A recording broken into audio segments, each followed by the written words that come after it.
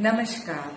स्वाद भरी दुनिया में आप सबका बहुत बहुत स्वागत है और आज गुरु पूर्णिमा की आप सबको बहुत बहुत बधाई है। आज हम बनाने जा रहे हैं क्रिस्पी हलवा। और देखो, व्यंजन और स्वाद का कितना एक अनोखा रिश्ता होता है। व्यंजन दिखने में कितना भी सुंदर हो, लेकिन उसमें अगर स्वाद नहीं हो तो किसी को भी पसंद नहीं आएगा। हम अपने चैनल के द्वारा आपको स्वाद भरे व्यंजनों की रेसिपी आप तक पहुंचाने की पूरी कोशिश करेंगे।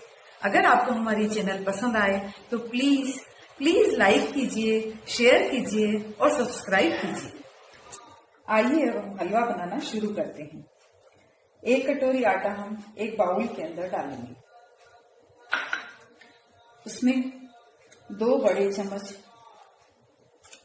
हम शुद्ध घी के डालेंगे। देसी घी के हम 2 बड़े चम्मच डालेंगे। अब हाथ से इसको अच्छे से मिक्स कर लेंगे। घी को अच्छे से मिक्स करके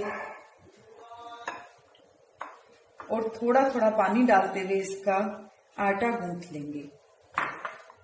हमें एक टाइट डो तैयार करना है।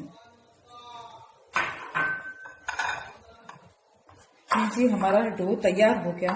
एक टाइट डो हमें करना है, रोटी से थोड़ा टाइट रखेंगे। फ्राई पैन में सिर्फ आधा चम्मच हम घी का डालेंगे। सिर्फ उसकी सतह को चिकना करने के लिए हमें थोड़ा सा घी डालना है। अब हम इस डो की एक मोटी मोटी रोटी तैयार करेंगे। हमें बेलकर इस मोटी की रफली मोटी मोटी रोटी तैयार करनी है। बस हमें इतनी थिकनेस वाली रोटी तैयार करनी है। अब हम फ्राई पैन थोड़ा गर्म हो जाए, मीडियम गर्म, तब हम ये रोटी इसमें डाल देंगे।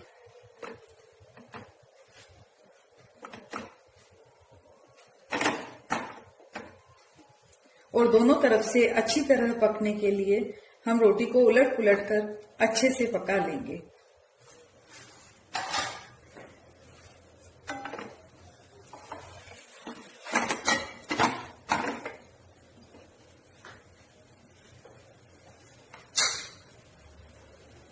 अभी दोनों तरफ से मैंने इसको अल्टा पलटा कर मध्यम आंच पर इस तरह से पका लिया है। अब ये रोटी हमारी तैयार हो गई है।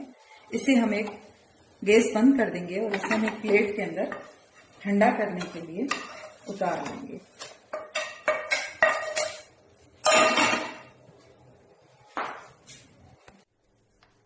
देखिए, अब ये रोटी बिल्कुल ठंडी हो गई है। अब इस ठंडी रोटी को हम इसे हाथ से ऐसे टुकड़े कर लेंगे।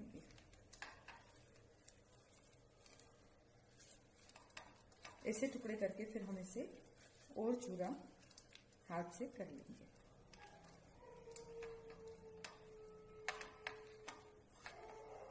इसे हथेलियों के बीच में चला देंगे। और ये बचा हुआ घी जो है, इसमें से हम करीबन 4 चम्मच बड़े इसके अंदर डालेंगे।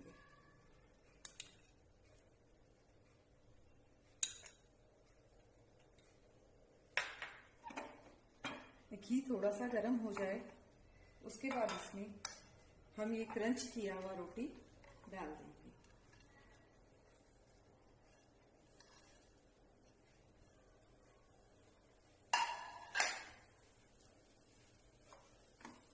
और इसको मध्यम आंच पर हम धीरे धीरे हिलाते हुए इसको सेकेंगे।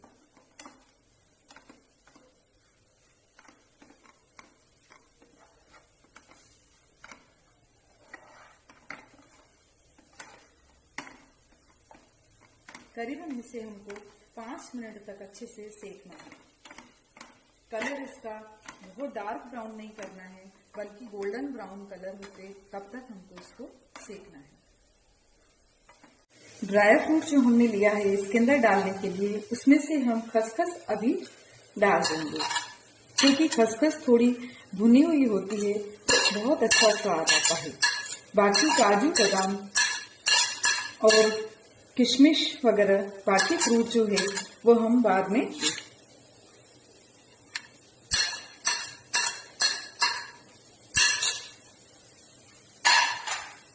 अब हम इसको करीबन 5 मिनट अच्छे से भूनेंगे।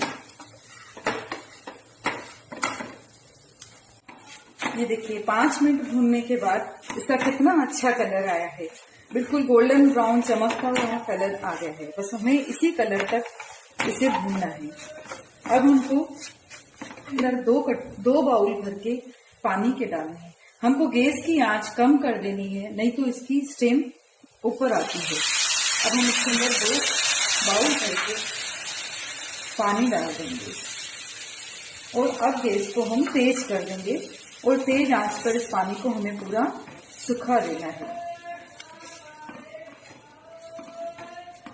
पानी सूखने में करीबन 3-4 मिनट लग जाएंगे।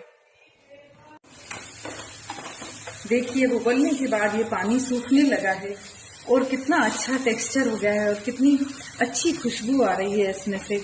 हमें इसको पानी को पूरा सुखा देना है बिल्कुल, नहीं तो शक्कर डालने के बाद यह हलवा नरम हो जाता है।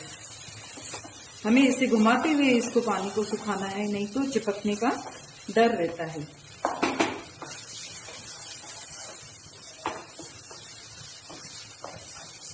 जब ये घी छोड़ने लगे किनारों पे, देखिए ये घी छोड़ने लगा है।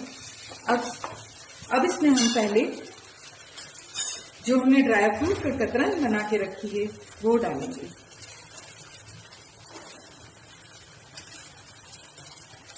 अब इसके अंदर हमने जो आधी कटोरी शक्कर रखी थी वो डाल देंगे। शक्कर हम अपने स्वाद अनुसार कम या ज्यादा कर सकते हैं।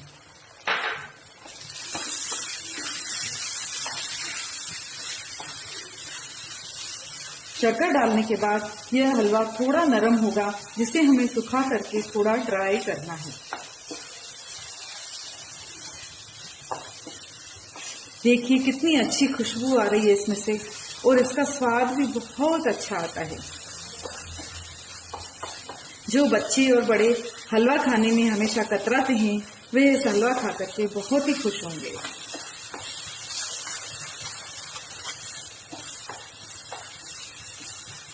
हमें चारों तरफ से घुमाते हुए इस हलवे को अच्छे से शक्कर पिघलने तक मिक्स करना है।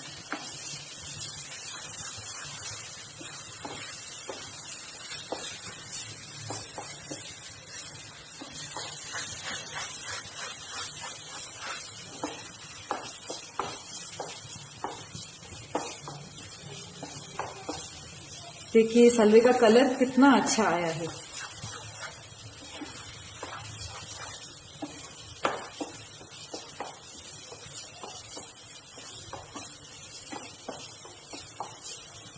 अब ये शक्कर अच्छे से इसमें मिक्स हो गई है और आसपास से हलवा सतह को छोड़ने लगा है और उसका घी अलग होने लगा है। हम इसे अब गैस को बंद कर देंगे। अब इसे हम एक बाउल के अंदर निकाल लेंगे। इसके ऊपर गार्निश करने के लिए हमने जो ये ड्राई फ्रूट की कतरन रखी है उससे हम इसको गार्निश कर देंगे।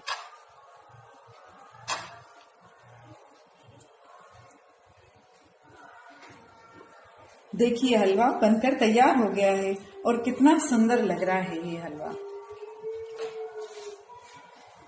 धन्यवाद।